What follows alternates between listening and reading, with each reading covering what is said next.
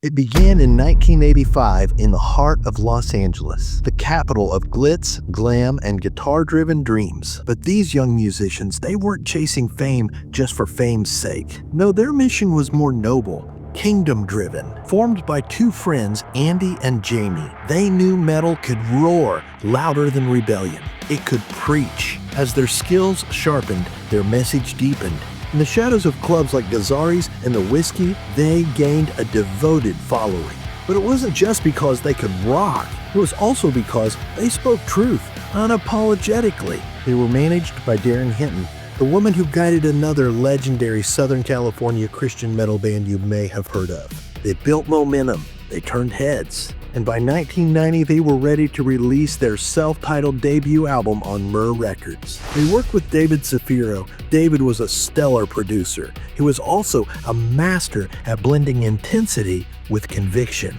Among the album's tracks, one began to stand out in a little bit more poignant way than the others. It pulled hard on the heartstrings. It was raw. It was sorrowful. It was a cry literally from the womb. The lyrics were chilling. I float in the womb. Oh, mother, I'm coming soon.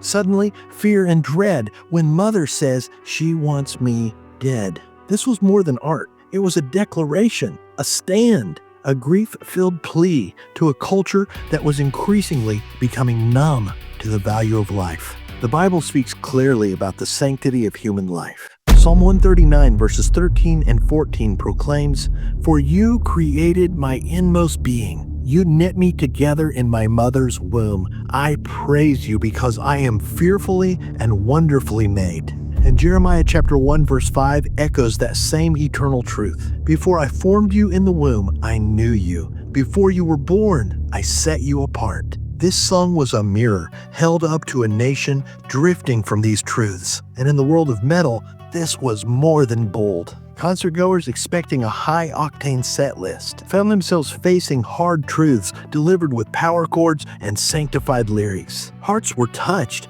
conversations were ignited, and lives were saved. The message of this song was and still is a clarion call. In a culture that so often chooses to look away from hard truths, these musicians chose to open their eyes. The band was Holy Soldier, and the song was See No Evil.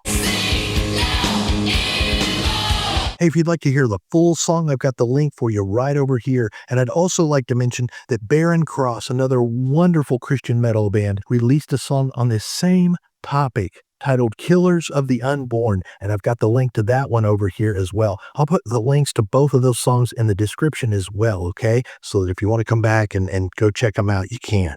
Keep your eyes on Jesus.